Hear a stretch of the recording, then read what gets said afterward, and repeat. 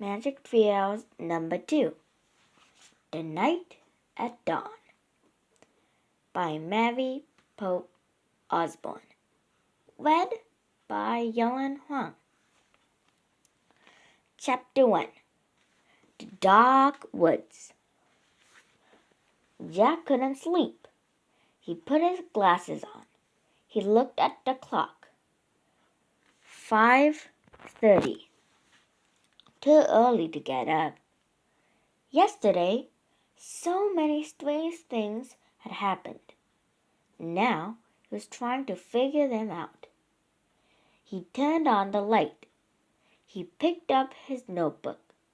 He looked at the list he'd made before going to bed. Found treehouse in woods. Found lots of books in it. Pointed to pterodon picture in book. Made a wish. Went to time of dinosaurs. Pointed to picture of Frog Creek woods. Made a wish. Came home to Frog Creek. Jack pushed his glasses into place. Who was going to believe any of this?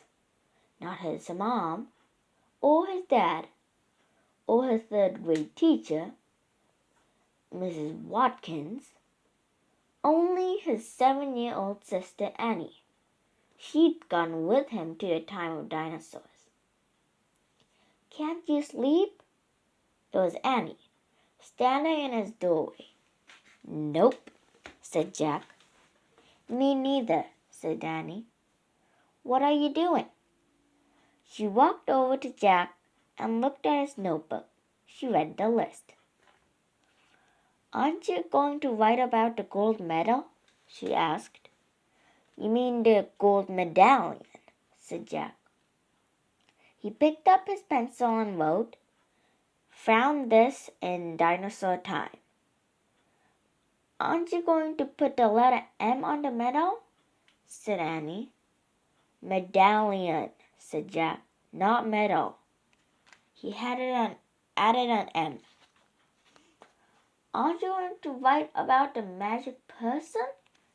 Said Annie. We don't know for sure if there is a magic person, said Jack.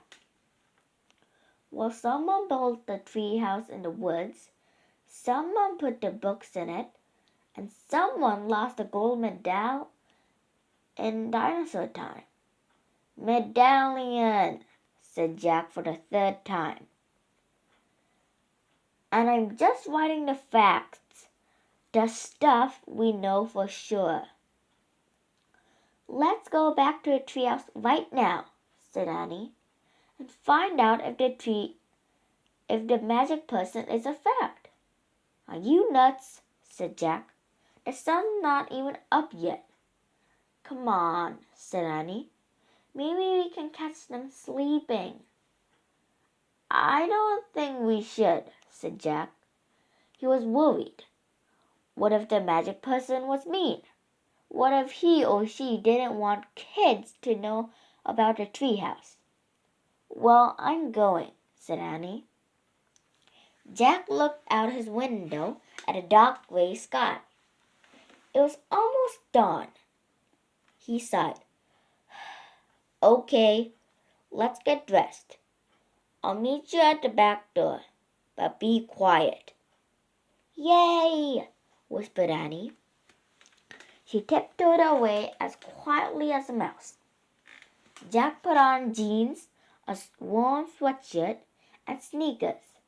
He tossed his notebook and pencil in his backpack. He crept downstairs. Annie was waiting by the back door. She shined a flashlight in Jack's face.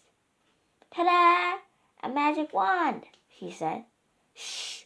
Don't wake up Mom and Dad, whispered Jack. And turn that flashlight off. We don't want anyone to see us.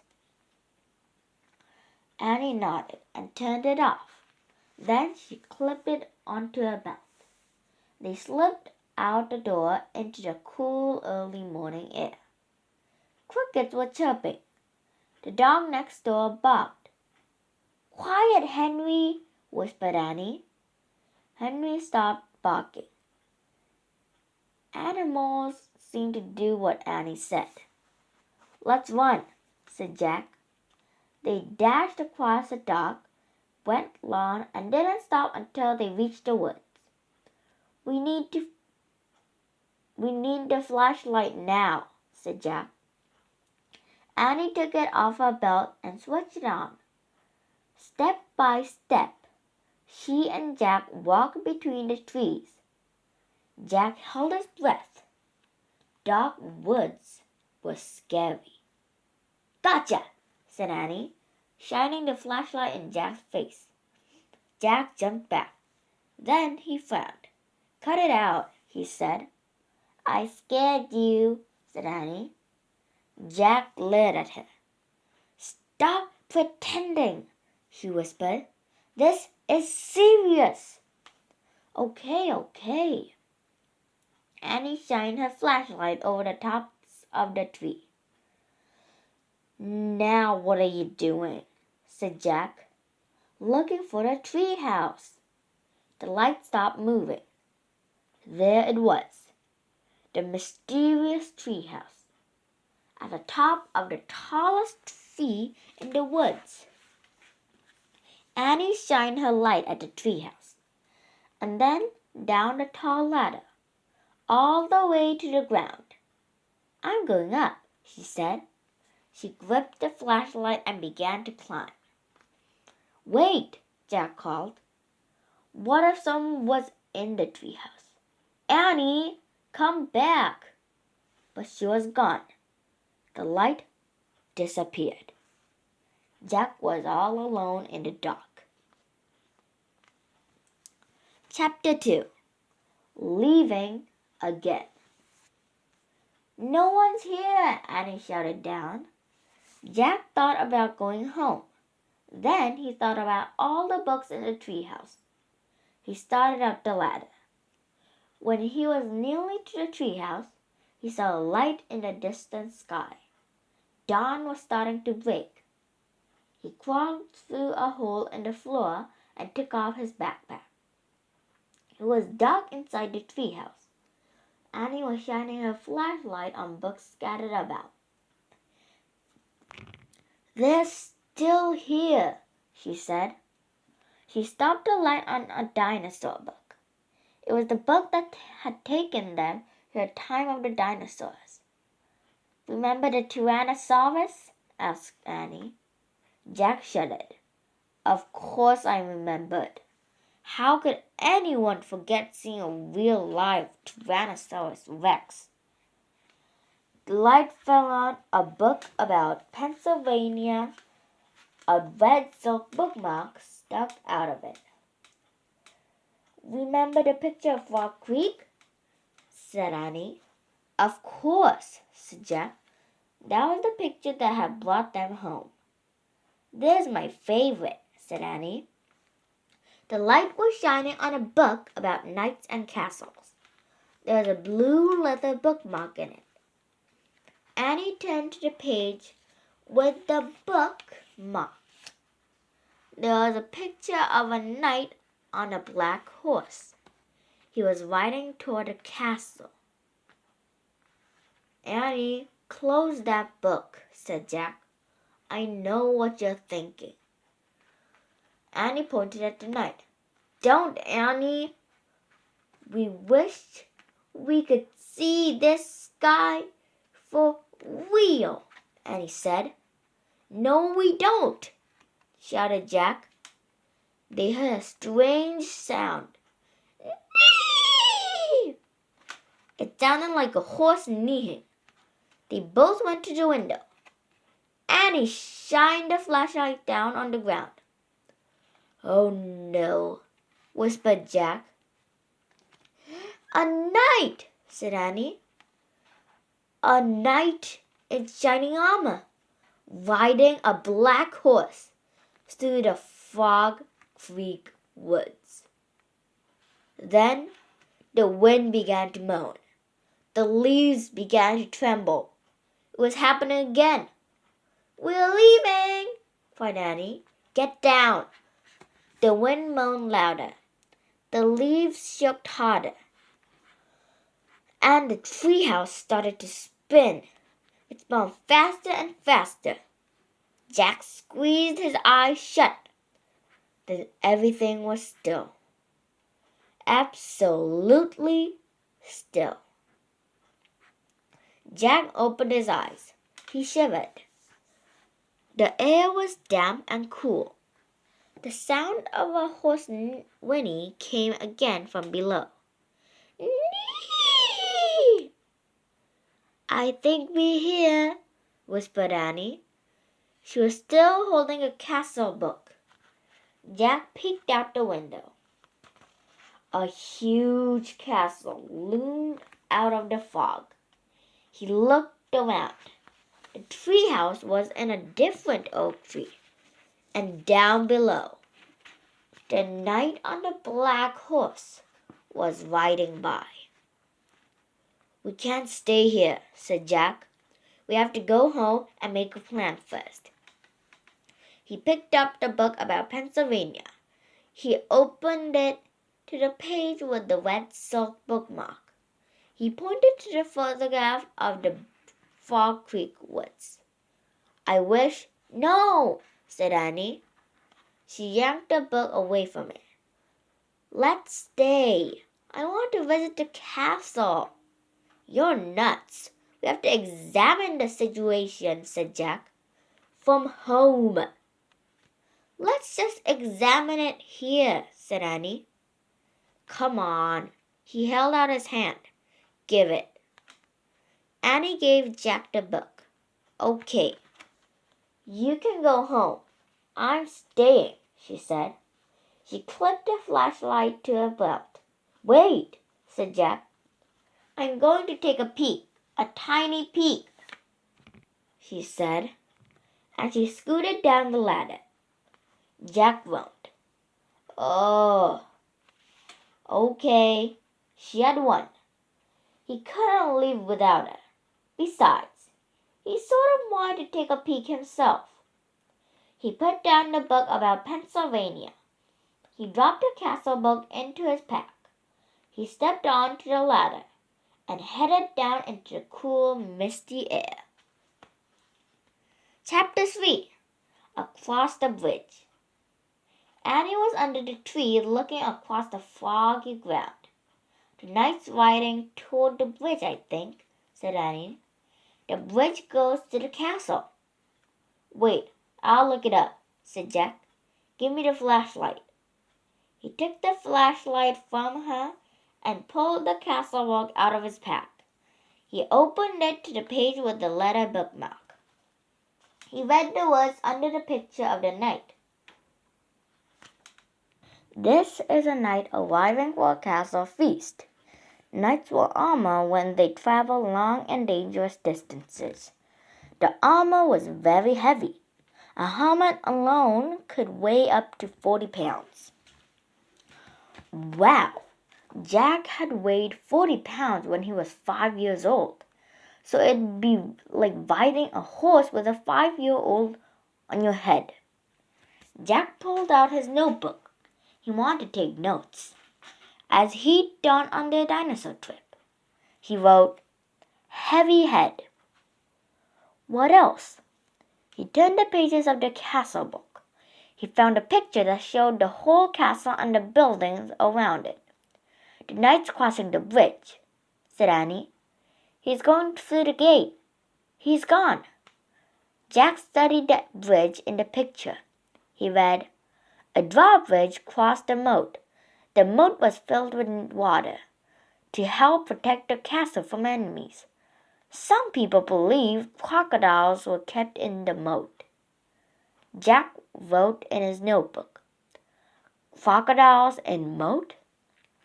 Look, said Annie, peering through the mist. A windmill right over there. Yeah, there's a windmill in here too, said Jack, pointing at the picture. Look at the real one, Jack, said Annie. Not the one in the book. A piercing shriek split the air. Yikes, said Annie. It sounded like it came from that little house over there. She pointed through the fog.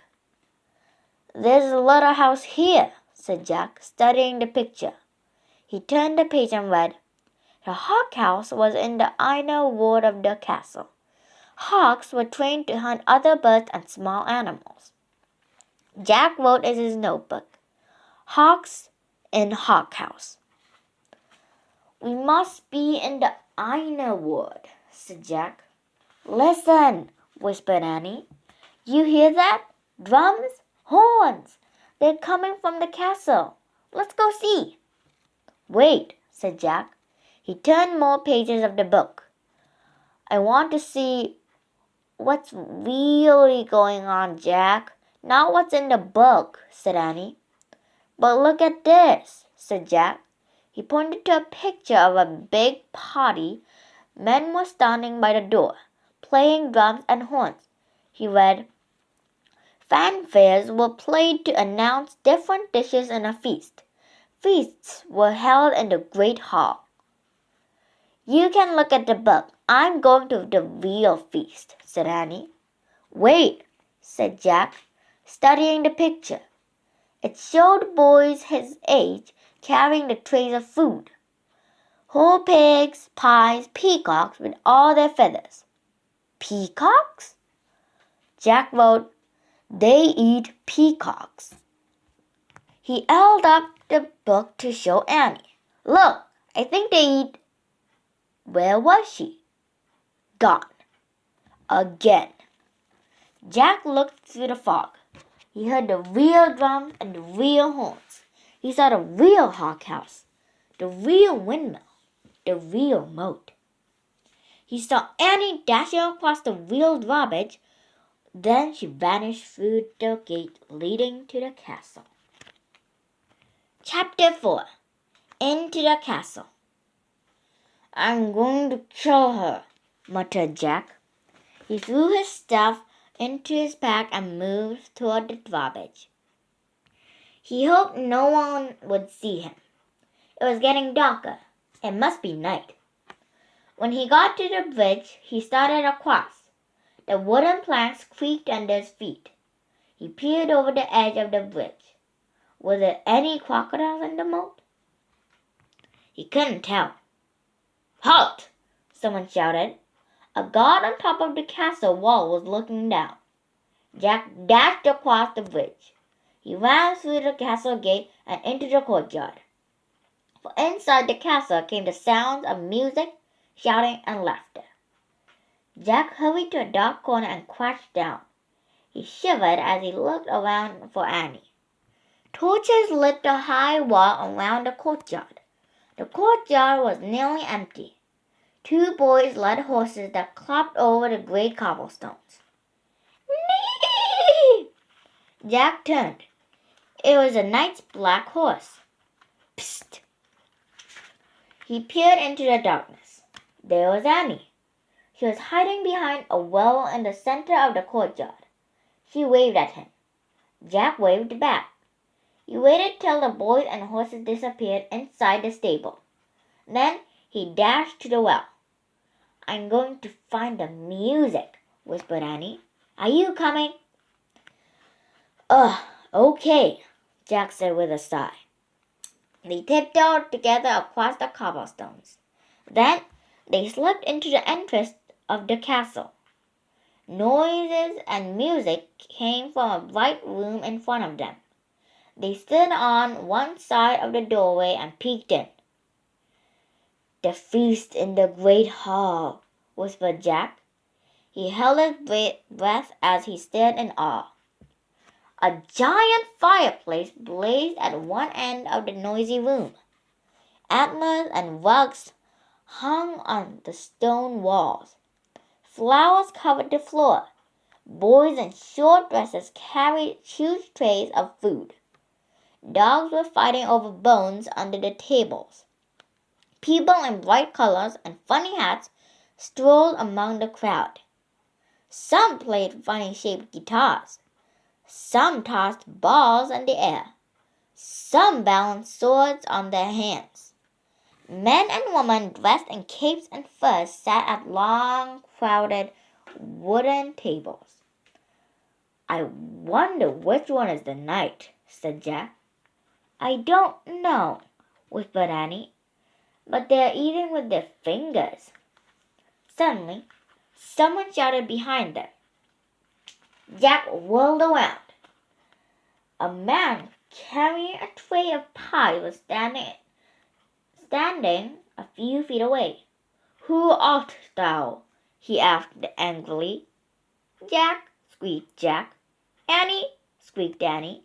Then they ran as fast as they could down a dimly lit hallway. Chapter 5. Trapped. "Come on!" cried Annie. Jack raced behind her. Were they being followed? "Here, quick!" Annie dashed toward the door of the hallway. She pushed the door open.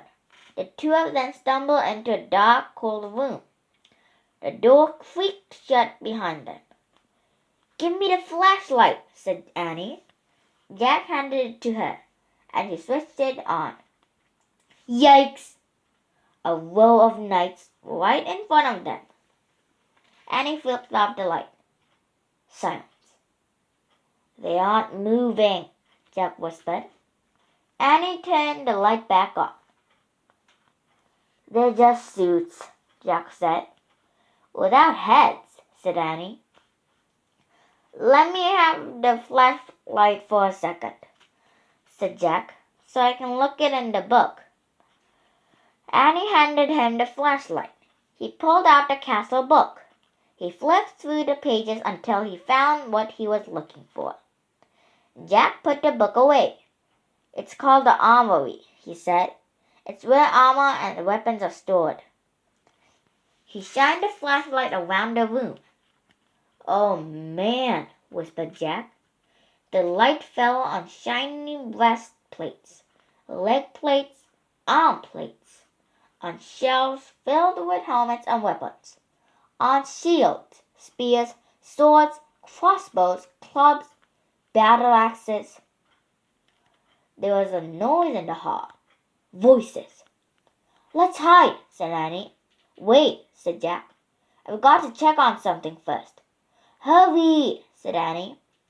"It'll take just a second," said Jack. "Hold this." He handed Annie the flashlight. He tried to lift the helmet from a shelf. It was too heavy. He bent over and dragged the helmet over his head. The visor slammed shut. Oh, forget it. It was worse than having a 5-year-old on your head. More like having a 10-year-old on your head. Not only could Jack not lift his head, he couldn't see anything either. "Jack!" Annie's voice sounded far away. "The voices are getting closer. Turn off the flashlight," Jack's voice echoed inside the metal chamber. He struggled to get the helmet off. Suddenly, he lost his balance and went crashing into other pieces of armor. The metal plates and weapons clattered to the floor. Jack lay on the floor in the dark. He tried to get up, but his head was too heavy. He heard deep voices. Someone grabbed him by the arm. The next thing he knew, his helmet was yanked off. He was staring into the blazing light of a fiery torch. Chapter 6. Ta-da! In the torchlight, Jack saw 3 huge men standing over him. One with very squinty eyes held the torch. One with a very red face held Jack. And one with a very long mustache held on to Annie. Annie was kicking and yelling. "Stop!" said the one with the very long mustache. "Who art you?" said the one with the very red face. "Spies? Foreigners? Egyptians? Romans? Persians?" said the squinty-eyed one. "No, you dummies," said Annie. "Oh, brother," Jack muttered. "Arrest them," said Red-Face. "The dungeon," said Squinty Eyes. The guards marched Jack and Annie out of the armory. Jack looked back frantically. Where was his backpack? Go, said the guard, giving him a push. Jack went. Down they marched, down the long dark hallway. Squinty, Annie, Mustache, Jack, and Red, down a narrow, winding staircase. Jack heard Annie shouting at the guards, "Dummies, meanies, we didn't do anything." The guards laughed. They didn't take her seriously at all. At the bottom of the stairs was a big iron door with a bar across it. Squinty pushed the bar off the door. Then he shoved at the door. It creaked open. Jack and Annie were pushed into a cold, clammy room. The fiery torch lit the dungeon. There were chains hanging from the filthy walls. Water dripped from the ceiling, making puddles on the stone floor. It was the creepiest place Jack had ever seen. "We'll keep them here till the feast is done, then turn them over to the Duke," said Squinty. "He knows how to take care of thieves."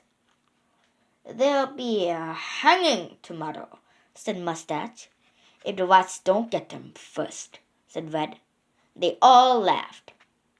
Jack saw that Annie had his backpack.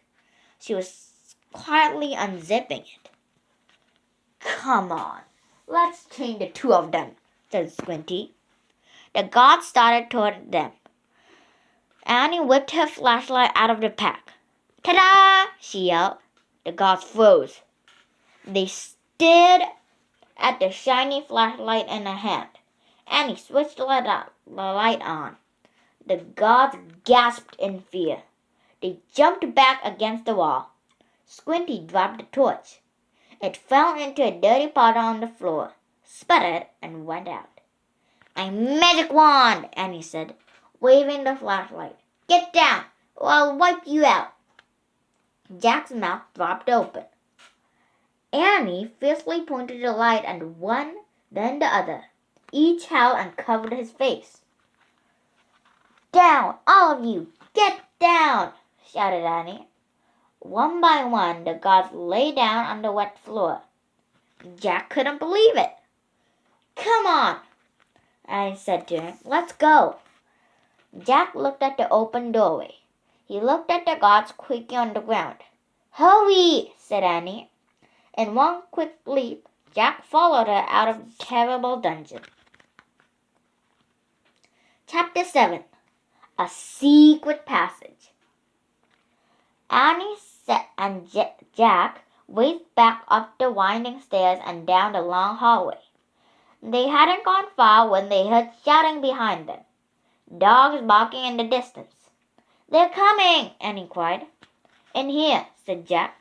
He shoved open a door of the hallway and pulled Annie into a dark room. Jack pushed the door shut. Then Annie shined the flashlight around the room. There were rows of sacks and wooden barrels. "I better look in the book," said Jack. "Give it to me." Annie gave him the flashlight and his backpack. He pulled out the book and started chewing through it. "Shh," said Annie. "Someone's coming." Jack and Annie jumped behind the door as it creaked open. Jack held his breath. A light from a torch danced wildly over the sacks and barrels. The light disappeared. The door slammed shut. "Oh, man," whispered Jack. "We have to hurry. They might come back." His hands were trembling as he flipped through the pages of the castle book. "Here's a map of the castle," he said. "Look, this must be the room we're in. It's the storeroom." Jack studied the room in the book. "These are sacks of flour and barrels of wine." "Who cares? We have to go," said Annie, "before they come back." "No, look," said Jack. He pointed at the map. "Here's a trap door." He read aloud. "This door leads from the storeroom through a secret passage to a precipice over the moor." "What's a precipice?" said Annie. "I don't know. We'll find out," said Jack. "But first we have to find the door." Jack looked at the picture carefully. Then he shined a flashlight around the room. The floor of the room was made up of stones. The trapdoor in the picture was 5 stones away from the door in the hall. Jack shined the light on the floor and counted the stones. 1, 2, 3, 4, 5. He stamped on the 5th stone. It was loose.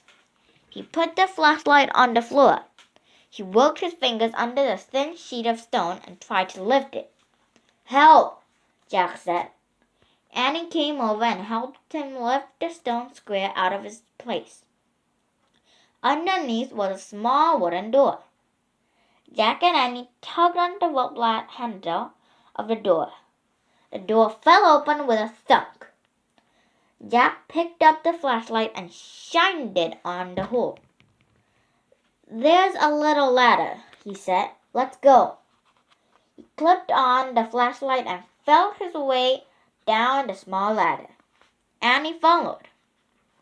When they both reached the bottom of the ladder, Jack shined the light around it. There was a tunnel. He crouched down and began moving through the damp, creepy tunnel.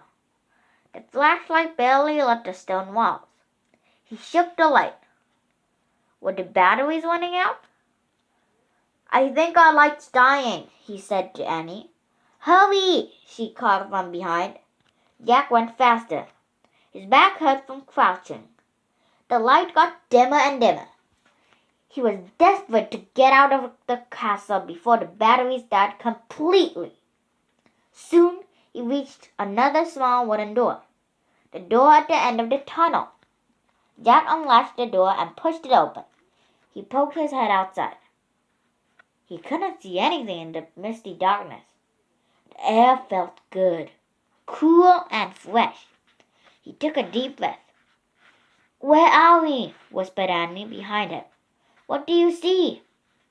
"Nothing, but I think we've come to the outside of the castle," said Jack. "I'll find out." Jack put the flashlight in his pack. He put the pack on his backpack. He stuck his hand out the door. He couldn't feel the ground, just air. "I'm going to have to go feet first," he said. Jack turned around in the small tunnel. He lay down on his stomach. He stuck one leg out the door, then the other bit.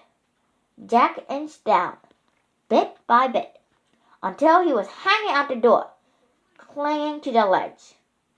"This must be the precipice," he called to Annie. "Pull me up."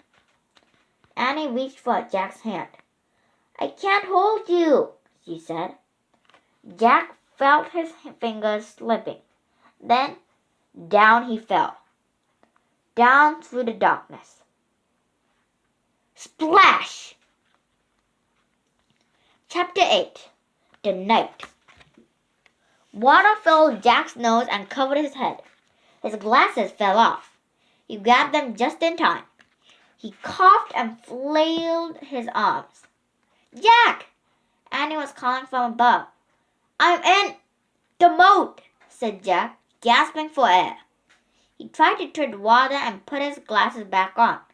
With his backpack, his shoes, and his heavy clothes, he could hardly stay afloat.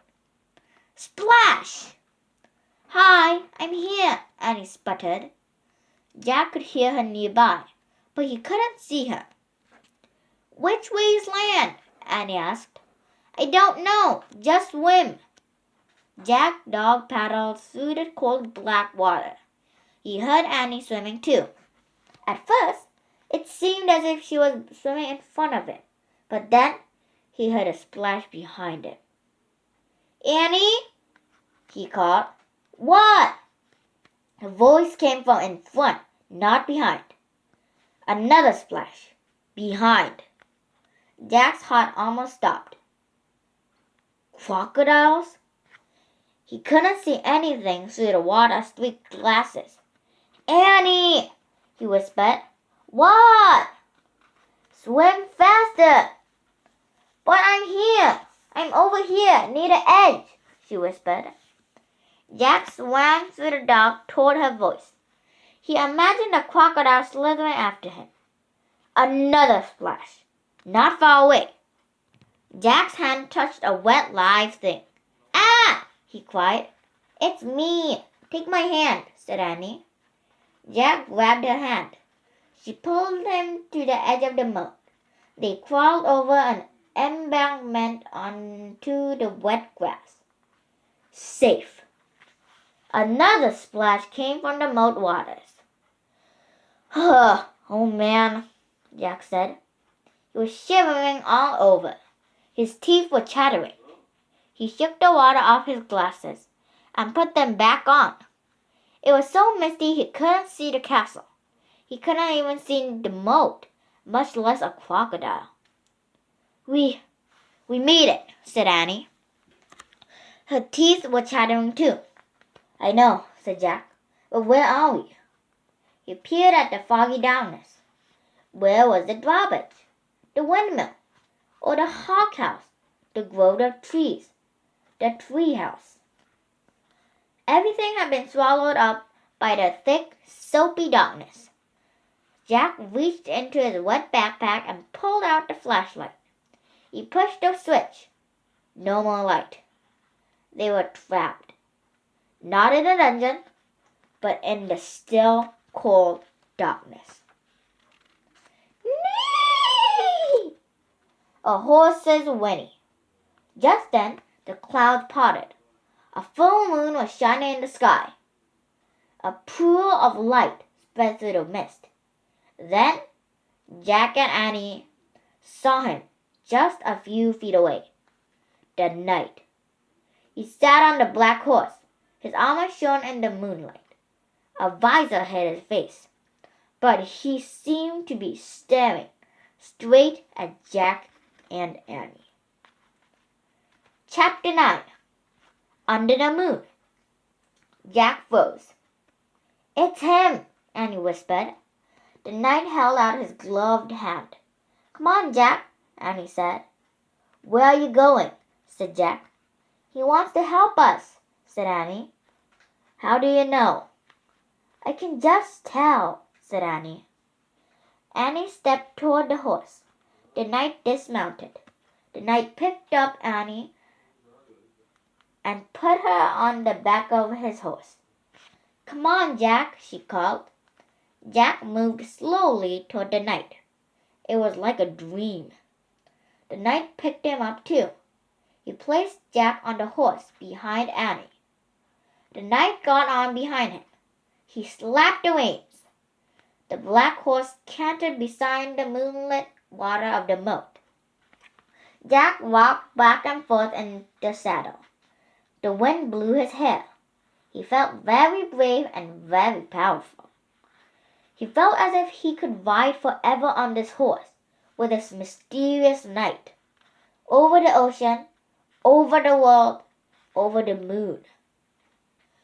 A hawk shrieked in the darkness. "There's the tree house," said Annie. She pointed toward a grove of trees. The knight steered the horse toward the trees. "See, there it is," Annie said, pointing to the ladder. The knight brought his horse to a stop. He dismounted and helped Annie down. "Thank you, sir," she said, and she bowed. Then Jack. "Thank you," he said, and he bowed also. The knight got back on his horse. He raised his gloved hand, then he slapped the reins and rode off through the mist. Annie started up the tall ladder, and Jack followed. They climbed into the dark treehouse and looked out the window. The knight was riding toward the outer wall. They saw him go through the outer gate. Clouds started to cover the moon again. For a brief moment, Jack thought he saw the knight's armor gleaming on the top of a hill beyond the castle. The clouds covered the moon completely, and a black mist swallowed the land. "He's gone," whispered Annie. Jack shivered in his wet clothes as he kept staring at the blackness. "I'm cold," said Annie. "Where's the Pennsylvania book?" Jack heard Annie fumble in the darkness.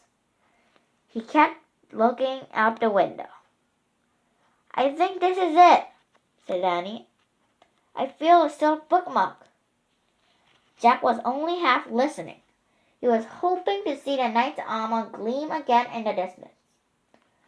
Okay, I'm going to use this, said Annie, because I think it's the right one. Here goes. Okay, I'm pointing. I'm going to wish. I wish we could go to Frog Creek. Jack heard the wind begin to blow, softly at first. I hope I pointed to the right picture in the right book, said Annie. What? Jack looked back at her. Right picture? Right book?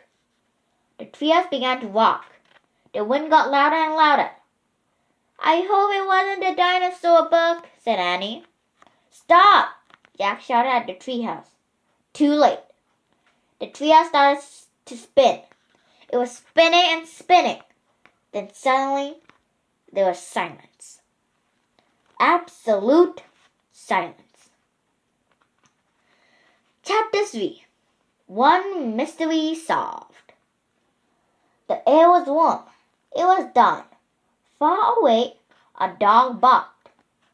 I think that's Henry barking, Annie said. We did come home. They both looked out the treehouse window. Whew, that was close, said Jack. In the distance, street lights lit their street. There was a light on in their upstairs window. Uh-oh, said Annie. I think Mom and Dad are up. Hurry! Wait. In a daze, Jack unzipped his backpack. He pulled out the castle book. It was quite wet, but Jack placed it back with all the other books. Come on, hurry, said Annie, scooting out of the treehouse. Jack followed her down the ladder. They reached the ground and took off between the gray-black trees. They left the woods and ran down the deserted street. They got to their yacht and crept across the lawn, right up to the back door. Jack and Annie slipped inside the treehouse. Inside the house. They're not downstairs yet, whispered Annie. Shh, said Jack. He led the way up the stairs and down the hall. No sign of his mom or dad. But he could hear water running in the bathroom. The house was so different from the dark, cold castle. So safe and cozy and friendly. Annie stopped at her bedroom door. She gave Jack a smile, then disappeared into her room. Jack hurried into his room. He took off his damp clothes and pulled on his dry, soft pajamas. He sat down on his bed and unzipped his backpack. He took out his wet notebook. He felt around for the pencil, but his hand touched something else. Jack pulled the blue leather bookmark out of his pack. It must have fallen out of the castle book. Jack held the bookmark close to his lamp and studied it. The leather was smooth and worn. It seemed ancient. For the first time, Jack noticed a letter on the bookmark, a fancy M. Jack opened the drawer next to his bed. He took out the gold medallion. He looked at the letter M on it. It was the same M. Now, this was an amazing new fact. Jack took a deep breath. One mystery solved. The person who had dropped a gold medallion at the time of the dinosaur was the same person who owned all the books in the treehouse. Who was this person? Jack placed the bookmark next to the medallion. He closed the drawer. He picked up his pencil. He turned to the least wet page in his notebook, and he started to write down this new fact. The same, but before he could draw the M, his eyes closed. He dreamed they were with the knight again, all three of them riding the black horse through the cool dark night, beyond the outer wall of the castle, and up over the moonlit hill into the mist. The end.